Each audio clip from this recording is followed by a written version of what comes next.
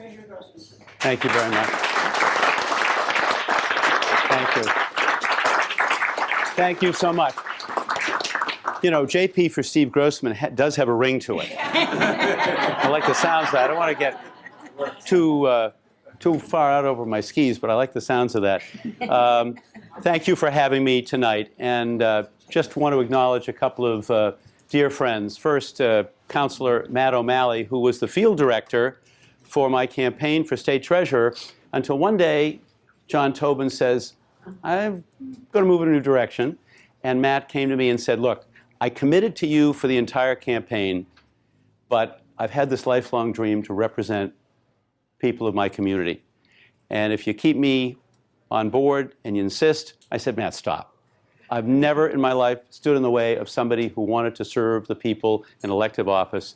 And I was thrilled to work with him and to work for him and to see him elected as a councilor and to see him serve this community and other communities that you serve with distinction. So Matt, thank you for being here tonight. The other person I want to acknowledge is Claire Riley. Claire and I got to know each other. She was a long time and extraordinarily successful executive director of the Women's Lunch Place. How many of you are familiar with the Women's Lunch Place? Raise your hand. An amazing, amazing place. I got to know it through Claire, and when she asked me to serve on the advisory board, I joined immediately. It's one of the very few places I still serve on the board because I believe what the Women's Lunch Place does to lift people up and to give the guests at the Women's Lunch Place the dignity which they have every day when they walk through those doors is truly distinguished. And thank you, Claire, always for your leadership and for being my friend. Thank you for that. So my business background was mentioned. Fact that I served as 35 years as CEO of Grossman Marketing Group. Let me start there and just tell you a little bit about myself. Grossman Marketing was actually started in 1910. My grandfather was an immigrant. He came here in 1900, settled in East Boston. After the 6th grade, his mother said, Max, you got to go to work. So you do what your mother tells you to do. So he started shining shoes and selling newspapers on the East Boston Ferry. Then he got promoted and he got a job delivering envelopes for the Boston Envelope Company. Then he got a job as a salesman, but he always wanted to own his own company.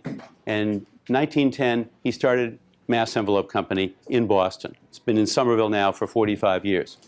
And I'm proud of the fact that Mass Envelope Company, now Grossman Marketing, has been a union shop for 61 years, since 1952. And in 61 years, the company has never had a matter go to arbitration. I handled the union contracts for 25 years. And it seems to me there's one word that if it always is on the top of mind for anybody negotiating union contracts, it's the word respect. If you show respect and demonstrate respect for those across the table from you at all points and at all times in union negotiations, you're going to get to yes, and you're going to get to agreement that's a win-win for both parties. And I was very proud of that record and proud of the fact that the Labor Guild awarded me the Cushing-Gavin Award back in 1998 as the top employer of the year, as a reflection of the values and the priorities that we've demonstrated throughout our lives and throughout our career at the company. The company, as was stated earlier, actually I was mentioned earlier for having been the first business owner to testify in Gardner Auditorium on behalf of what in those days was called paid parental leave, now called earned sick time. That was back in 2006. And it is stunning to me, in a state that feels as strongly that the least among us are entitled to be able to go to work and have just a few hours a year of earned sick time, that this morning, almost 1 million people got up in this Commonwealth and did not have a single hour of earned sick time. That means when they're sick, they go to work. We don't want our coworkers to go to work sick, do we?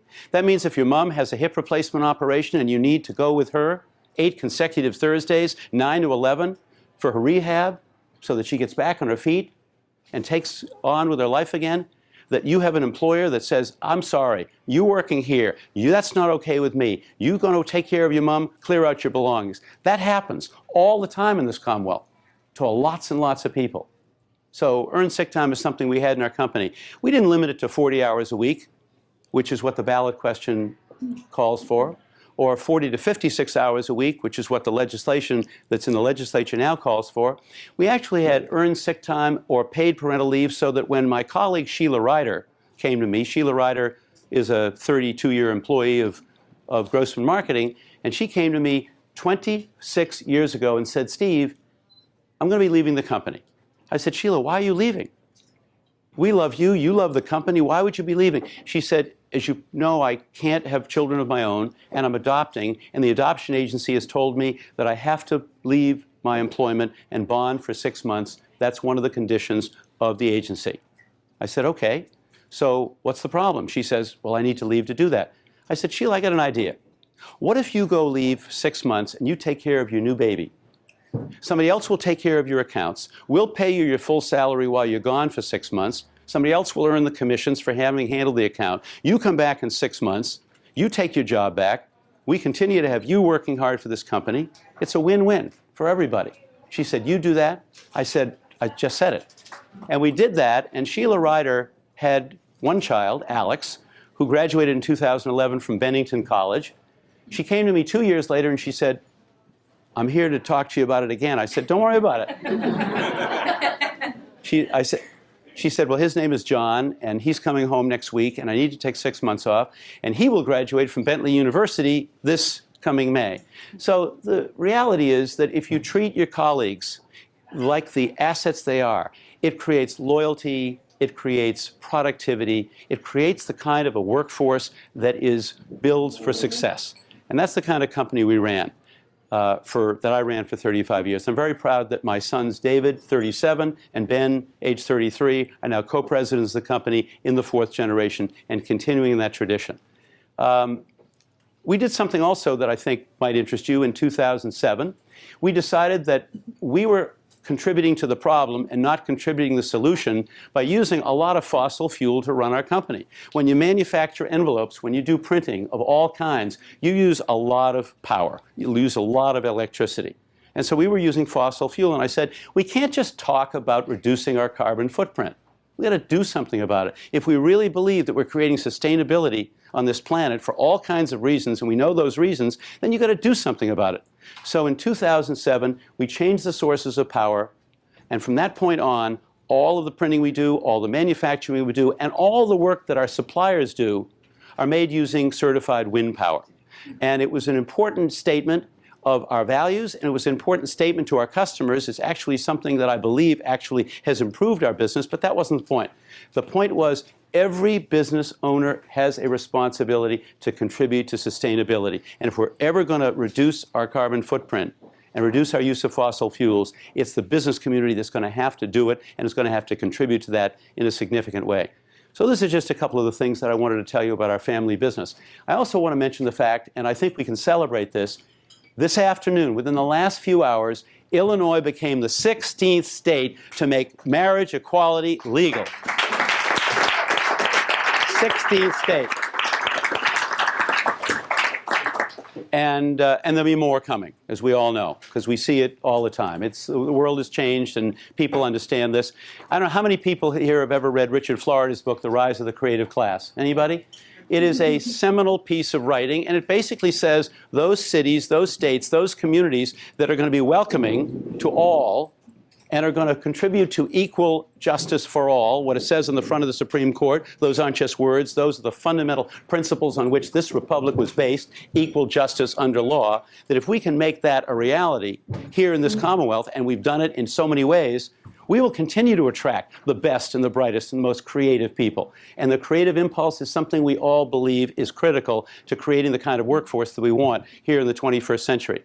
And I was very proud of the fact that when I was chairman of the Democratic National Committee in 1998, 15 years ago, we created the Gay and Lesbian Caucus. It was important to me that people in the LGBTQ community had an opportunity to express their concerns, their priorities, their values at the DNC, at the Executive Committee, at the DNC meetings.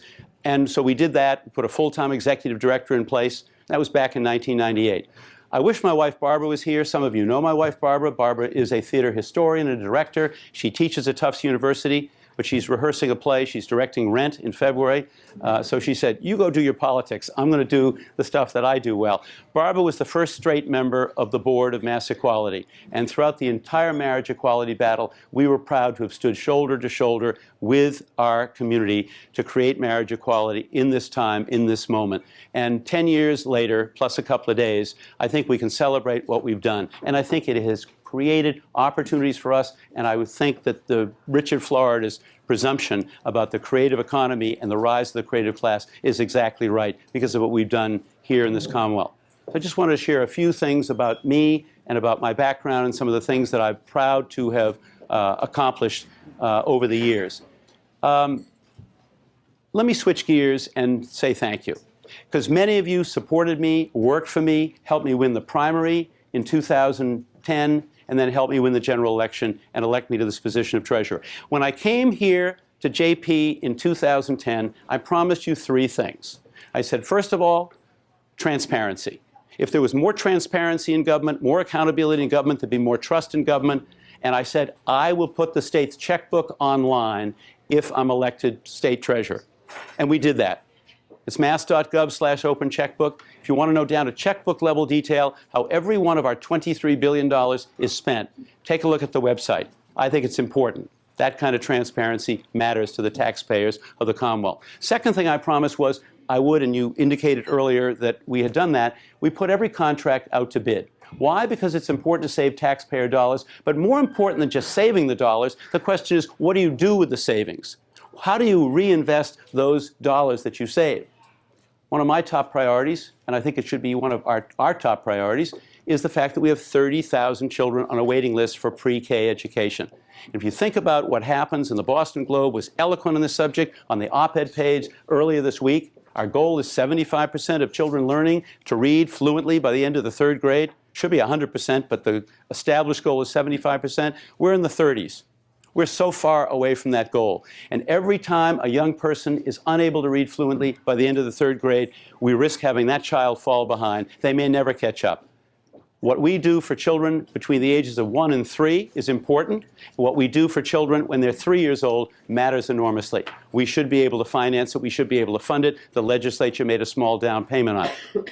So that's just an example. We've also cut our programs and our services, behavioral health services, mental health services.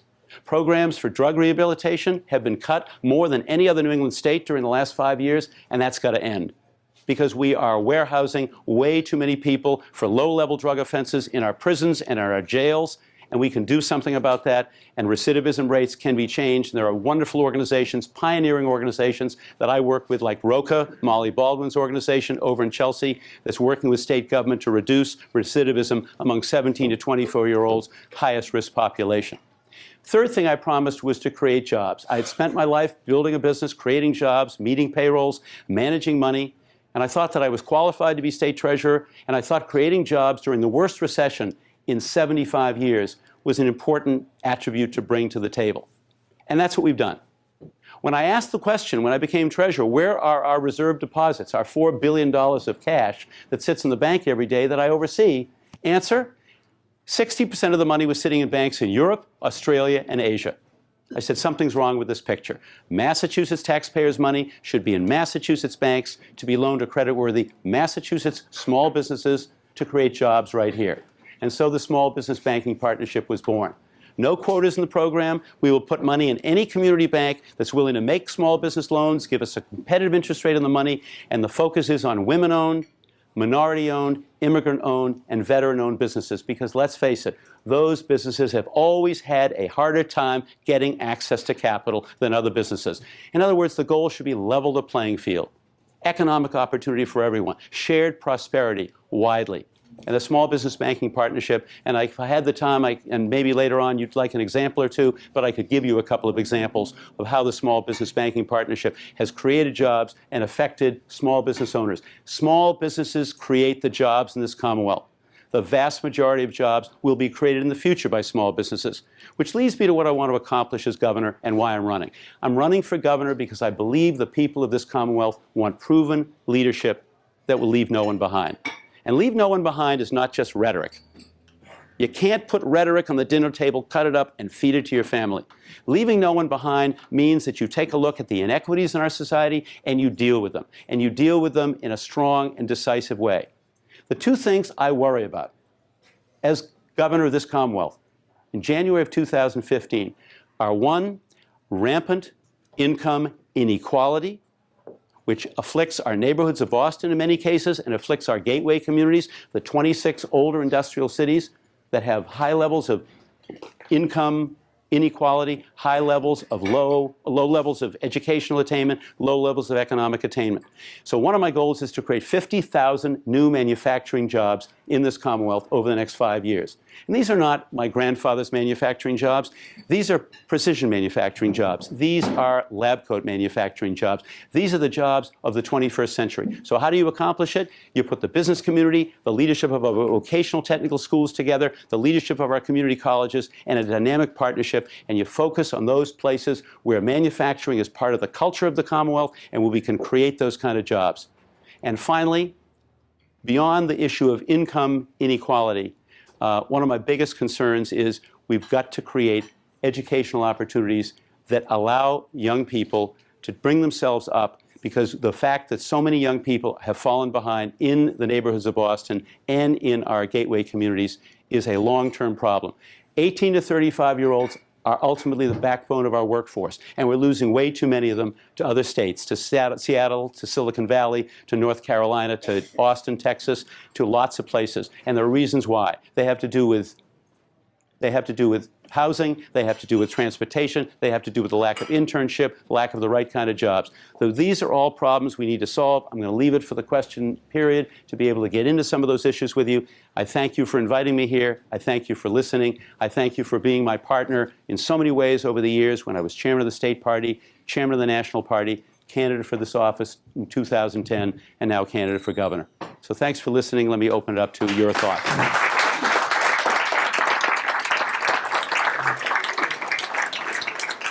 Is this for me? Yes, that is for you. Thank you, Mr. Treasurer. We're going to start it off with one question for you. I appreciate you talking about concern for those who have the least among us and income inequality, so this question sort of ties into that. The legislature and the governor are considering reforms to the state's cash assistance programs that will likely result in thousands being unable to access the assistance they need. The proposed law creates difficult burdens, such as requiring 8-month pregnant women to show proof of an ongoing job search to qualify for benefits. As many as 4,500 people will be removed from disability insurance. Immigrants will be removed from housing as part of this bill. So we'd like you to talk a little bit about how you view these attempts to change welfare programs and how you see your role as governor in standing up for low-income families. So I actually had a long conversation with my dear friend Kay Kahn. Kay Kahn chairs the Committee on Children and Families in the legislature. So it was one of her responsibilities is to try to deal with this legislation. And there are a number of things about this legislation that are highly problematic. And I asked Kay actually just last week to sit down with me to talk about some of these issues, because some of these issues I feel will exacerbate the problems we already have. So that's a longer conversation, which I'm going to have with Kay next week, with Ruth Balzer, with some of my other colleagues. And I always look for people who have the knowledge and the ability to educate me and to be part of the process of coming up with fair and equitable and common sense solutions. So to the extent that there are people here, one of the things about campaigns that I think are enormously empowering is the opportunity to invite people either to be part of the intellectual capital of a campaign or to be part of the organization of the campaign. And there are lots of people, when you invite them in and you truly say, I want you to be a stakeholder, that it gives them an opportunity to bring their expertise to the table. So I sit on a regular basis with the health providers, with mental health and behavioral health providers, but you've outlined a couple of serious problems with that legislation. I've already expressed my concern to Kay and to others about it, and I look forward to sitting down and coming up with what I think are common sense solutions. Again, the least among us are really what my focus has always been. It was Franklin Roosevelt who said all the way back in 1937, I mean, we're going back a long time, but in his second inaugural address in 1937, in the worst economic times we saw in that century. He said, the test of our progress is not whether we add more to the abundance of those who have much, but whether we provide enough for those who have too little. Too few jobs, too little education, too little health care, too little hope, and too little dignity. And it seems to me that one of the jobs of the governor is to lead the Commonwealth in a conversation that leaves no one behind and that leaves no one out. And I think we do that much too much. Thank you.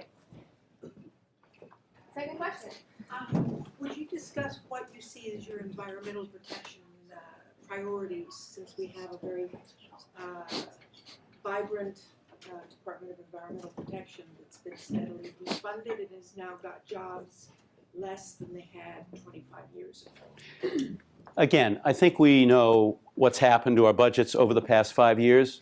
Global recession, billions of dollars of cuts, everything's been cut. I mean, the fact of the matter is, if one of our most important assets are our 29 public colleges and universities, and we've cut the funding from 70% to 43%, that's degrading the very institutions that educate 300,000 of our fellow citizens. So we've cut everything, and the goal of a governor, seems to me, at least the goal of this governor, would be to grow the economy and create some dynamic growth in the economy, growth of small businesses, growth of employment, to create more revenue that we can then spend on the things that we have cut. But look, I give the governor high marks on what the governor has done on his environmental program. I mean, here's a governor that really puts a lot of emphasis on the Regional Greenhouse Gas Initiative. I think the governor has exceeded expectations and most standards in terms of solar power and wind power. I think we need to extend that. We have to continue to wean ourselves away from carbon fuels, and that's going to require, hopefully, less reliance on natural gas. I mean, natural gas is better than oil and better than coal, but it's still a carbon-based fuel. And the more we go in the direction of renewables and some hydropower, the better off we're going to be. I also want to point out the fact that because Massachusetts has been so dramatic in terms of its commitment to environmental standards and to reducing our carbon footprint, we've created an industry called clean tech and green tech that employs 80,000 people, and it's growing 12% a year. 5,500 companies all over this Commonwealth, in every corner of this Commonwealth, doing pioneering work that's now exported, technology, knowledge, exported all over the world. If you grow at 12% a year and you have 80,000 people, that's 80,000 new jobs in clean tech and green tech over the next 6 years going to be created in this Commonwealth. So if we're trying to create those jobs for the 18 to 35-year-olds to motivate them to live here, to work here, to play here, to stay here, I think we can have both. I think we can have environmental justice, and I think we can also have more jobs. And finally, I just joined today a coalition. There are 70 institutional investors all over the country, in fact, all over the world, and these 70 institutional investors control $3 trillion of common stock and investments. I chair the state's public pension fund. It's called the PRIM board, $55 billion. And one of the things that I decided to do was to join this coalition, and we are asking the major oil and gas companies and asking the major electric utilities to answer some very specific questions about what is happening in an era of global warming, how they're going to respond to it, and how are we going to collectively move forward in an environment where most of that oil that's in the ground is never going to be able to come out of the ground. So we are requiring those companies to come back to us with answers. And I think when you put 70 individual investors, 70 institutional investors, I should say, treasurers of New York State, the controller of New York, treasurer of Oregon, Rhode Island, Connecticut, Massachusetts, and other states together, and we demand answers from those companies that are creating the problem and are creating the greenhouse gases and contributing to global warming, I think that that's an important initiative, and I was very proud to join that initiative just today. Our actual release hasn't even gone out yet on it. I'm very proud to have joined that coalition and push hard. Final answer, and it's a little bit long, but it's a complicated question. When I became the chairman of the pension fund, I basically said, let's change our proxy voting guidelines at the state pension fund. And my board says, what do you mean? I said, well, there are some issues that matter to all of us, and they should matter to the people of this Commonwealth. These are our values. So we changed the proxy voting guidelines, and now we vote against companies and their boards of directors on 6 key ingredients. 1, executive compensation. If your compensation is too high, we vote against your management slate. Number 2, golden parachutes, settlements with people who get these tens of millions of dollars of golden parachutes, excessive. We're a shareholder, we deserve better treatment. Third, if a company is involved in environmentally unsound practices, we vote against that company. Fourth, if you're involved in predatory lending of some kind, and we just went through a hearing today at John Hancock Hall around predatory lending and what happens in foreclosures and mortgage situations. And fifth and sixth, if there are no women or people of color on the corporate board, we will vote against your management slate. In other words, we have zero tolerance for zero diversity. No women, no people of color on your corporate board, we vote against you. Why? Because having a diverse set of opinions around a table is a good thing. And we can prove to a certainty, and research has been done on the subject, that diverse boards, nonprofit boards, and for-profit boards make better decisions and create higher return on shareholders' equity. So there's just a few things we've done, some of which we deal with environmental justice and environmental issues, some of which are a little broader. So thank you for answering the question. Before I take another question, I just want to remind folks, or tell you for the first time because I forgot earlier, we are recording this. I believe JPP will put it up online or attempt to. So if you don't want to be on film, pass a question to me. Sarah? Jessica, Yeah. we do have some seats. I know there are a lot of people standing, so if you'd like to move in A and few in take the a front seat. here and in the corner in the back. Go ahead. I have 5 grandsons. 2 of them hate being told what to do, just hate it. If you hate being told what to do, you are a difficult child to raise, difficult student to teach. But if you are white and you live in Jamaica Plain or suburbs, when you become an adult, you become a business owner. There are 600,000 small businesses in this state, as you know, but very few of these businesses are actually in our inner city. If you hate being told what to do in the inner city and you are black or Latino, you are shoveled into our criminal justice system.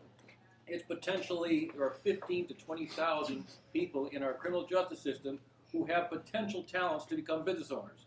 These are not high-tech businesses. We need a transition system to give people low-risk opportunities to expose these talents and get them into thinking about business opportunities in the middle of our city, in the middle of cities all across the state. What can we do about that? Okay, so there are some best practices in the state that we're already seeing working, and I always like to look for best practices and figure out how can we take those and expand on them. There's a sheriff named Mike Ash. He's the sheriff in Hamden County, Springfield. He's been sheriff for a long time. But he wasn't a law enforcement official when he was first trained. He's a social worker.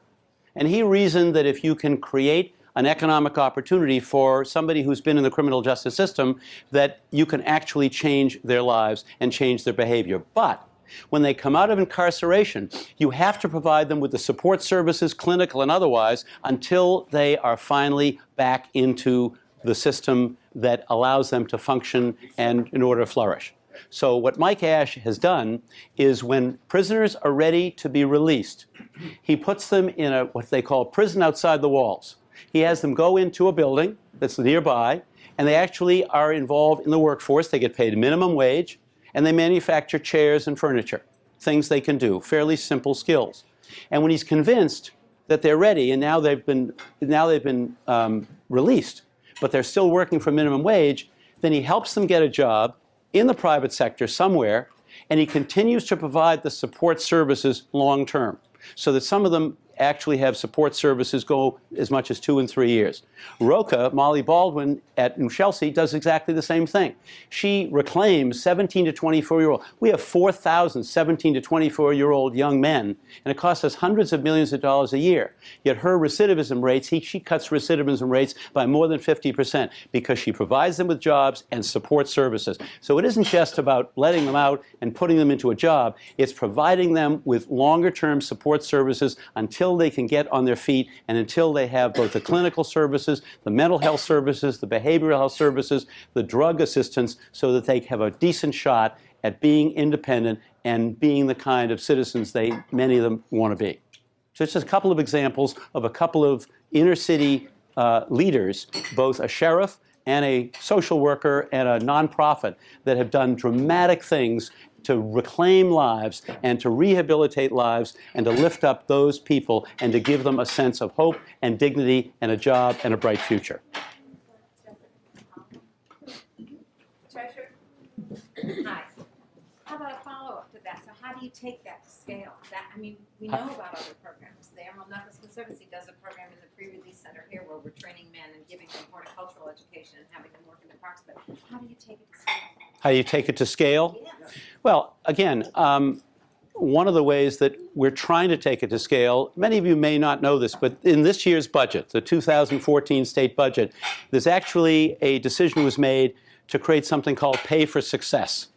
So basically, the state has partnered over a 6-year period with ROCA, and they've essentially said, your record is recidivism reduction of more than 50%. So we're going to ask you to put some money to work with a foundation. And if you can succeed at actually hitting your benchmarks, I believe in performance metrics. You know, whatever we do in our lives, we measure success. What works, what doesn't work. The things that don't work, we've got to figure out how to do them better or not do them anymore. The things that are working, we've got to double down on those things. So if you partner with an organization that has had some success, you give them a chance over a 6-year period to reduce that recidivism, to actually save the people of the Commonwealth half of $284 million, $142 million a year. That's a program that can be brought to scale. And if you take that around the state and you take Mike Ash's program, every sheriff in Massachusetts, every new sheriff who is sworn in, goes immediately to see Mike Ash. He is the gold standard on how to dramatically lower recidivism and put mostly young men and women, and not always young, sometimes are older, but to put mostly young men into a work situation, give them the support services. And I underline that support services piece, clinical, behavioral health, mental health, drug programs, and other support services, because if you don't do that, then I think you are ultimately going to fail. That is the critical ingredient here, and that's the social worker in Mike Ash, not the law enforcement official. Thank you for the follow-up, Julie. Sir, in the back, in the hat? Yes, you with your... Hi, I'm a small business owner here in JP, 20 years, and I've employed people, some of whom have come, I've met in the context of a program to help people who are coming out of prison. And I've never paid them less than $15 an hour, regardless of their skill level. We work closely with them. But I'd like to know what your position is in terms of minimum wage, in the context of what we've been talking about here. Look, $11 an hour, which is the minimum wage that's contained in the Senate President's bill that was passed by the Senate, and hopefully will be taken up by the House, is not a living wage. The $8 an hour, which has been the minimum wage, as all of us know, since 2008, that's $16,000 a year. I'd raise your hand if you know somebody who can live sustainably, food, clothing, roof over their head for $16,000 a year. Can't happen. And arguably $22,000 a year, which is the new rate, isn't sufficient anyhow. But it's a strong step forward.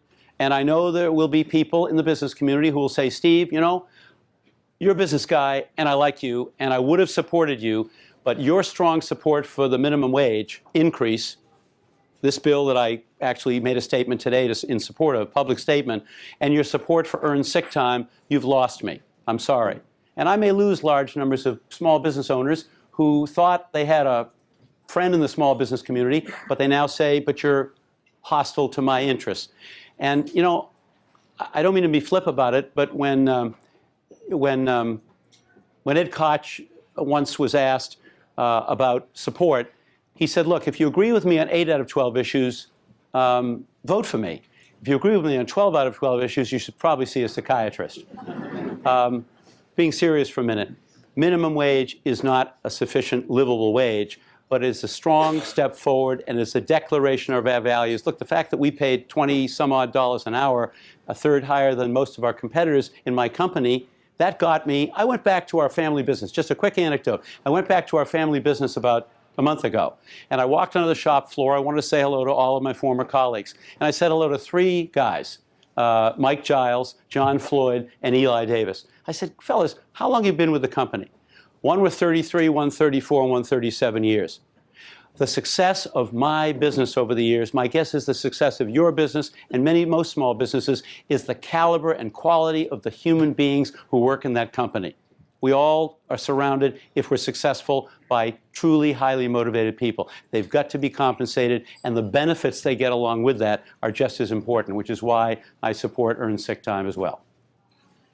Question up front. So my name is Tracy Konopinski, and one of the reasons that I recently moved to Boston and then back to Massachusetts is we have this really vibrant arts and cultural community.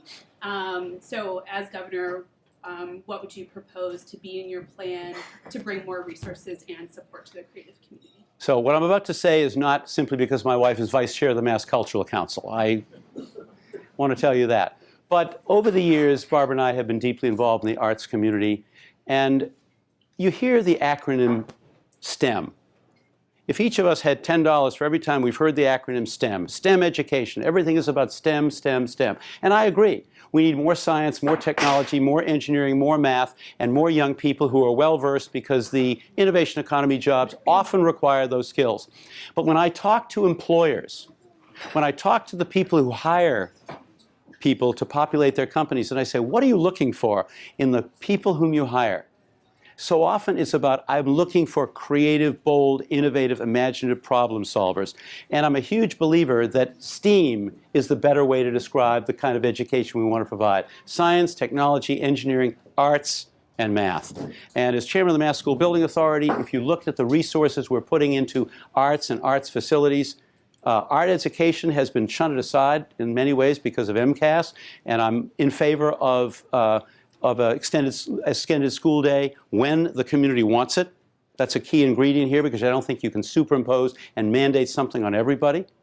But, you know, Beverly Sills once said, the great opera singer, arts are the signature of civilization, which is why when I spoke at the Artists Under the Dome, the annual lobbying day of artists on the Beacon Hill just last week, I said that when I become governor in January of 2015, we're going to take the budget of the Mass Cultural Council, which is now $11 million, and I'm going to work with the legislature to double that budget over the next 4 years, back to $22 million. By the way, it was $27 million back in 1988. So as a percentage of the budget, we've cut arts funding by 75% over the past 25 years. And finally, and let me just suggest this, that if we teach children to pick up a flute or a paintbrush, they're much less likely to pick up a gun or a syringe. We're going to do one more question, because I believe the treasurer has to get to the next event. Is that correct? Yeah, okay. So final question. There are over 4,000 families, including 8,000 children, who are currently homeless in the Commonwealth. More than 2,000 of these families, 562 here in Boston, are living in motels at a cost of nearly $100 a night. They're often away from their jobs, their schools, their community, and it's common for the motels to be rodent infested, bed bug infested. As governor, what steps would you take to reduce the use of motels and to ensure adequate supply of permanent housing that is affordable to families? Well, first of all, the explosion of families living in motels coincided with basically the disappearance of the housing vouchers. And when you eliminate that set of support services, you create a crisis by doing that. And there are so many ways in which we make decisions that are clearly unwise and that clearly affect people in ways that you've just described. I think so to answer the question very specifically, we've got to find some resources within our budget as we grow our budget. I mean, we're going to have a surplus this year in the state budget for a variety of reasons. And I know we have big challenges in the state budget. And look, I was proud of the fact that as state treasurer, I helped improve our bond rating to AA+, and that's going to save the Commonwealth hundreds of millions of dollars over the next 20, 25 years, and that's important because we can take those savings and repurpose them. But at the same time, the least among us are these families living in these motels, and we need to do this, and the housing vouchers are a piece of it. But the bigger piece of it, it seems to me, is a whole new way of looking at housing. Because we're never going to retain the 18 to 35-year-olds that we want to retain, and we're never going to create a vibrant middle class. We're losing our middle class. It's falling away from us. We see it happening. You all see it happening. We all see it happening in our lives. So here's a novel idea. Here's a common sense idea. The Commonwealth of Massachusetts and other public entities own a huge amount of public land and public property. What if we were to take that land, some of that land, and instead of simply selling it off to the highest bidder, which creates a very, very high cost of land acquisition, you take some of that land and make an agreement with developers, all according to public procurement and RFPs, doing it the right way, and you essentially say, we will make your land acquisition cost zero. We will give you that land for $1 for 99 years, but you must create affordable middle-class housing that many, many more people can afford. If we can reduce the land acquisition cost and reduce the cost of a development by between 1/3 and 40%, and we can find developers who are willing to build middle-class, more affordable housing, I think we can significantly change the supply-demand problem that we have. It's driving people away. Young people are going to Seattle. They're going to Silicon Valley. They're going to Austin, Texas. They're going all over the country. We're losing the best and the brightest. And by not having enough affordable housing, we're making the cost of living in this Commonwealth unaffordable. Rampant economic inequality, rampant income inequality, leveling the playing field, creating a society and creating a Commonwealth in which if people want to work hard, they can have an opportunity. We're never going to be able to guarantee equal outcomes for everyone. Never going to be able to do that. But we certainly should be able to provide equal opportunity. And it seems to me that and I'll end on a note because this happens to be my favorite passage of all. There's a wonderful passage in the prophet Isaiah. It's Isaiah 58 for those who happen to have a copy at home. And it says, if you offer your compassion to the hungry and relieve the oppressed, then shall your light shine in darkness, and you will be known as the rebuilder of ancient walls, the restorer of dwelling places, the repairer of the breach. I'd like to be governor of this Commonwealth because I think I can make a significant contribution to repairing that breach, and that my lifelong commitment to social and economic justice, to serving the least among us, and at the same time creating a strong, vibrant, healthy small business community that creates jobs all over this Commonwealth, particularly in our gateway cities and the neighborhoods of Boston, is something that I hope to offer the people of this Commonwealth. I hope to have your support. I'm honored to be here tonight. I appreciate your questions. I appreciate the intensity of the grassroots organization that happens in this community. You're a role model for so many. Having been state party chair, having been in every Senate district in the state, very, very seldom do you see it done as well as it's done here. And I'd be proud and honored to have your support, and I hope to have it both at the convention, in the caucuses coming up in February, and in September at the Democratic primary. Thanks so much for listening.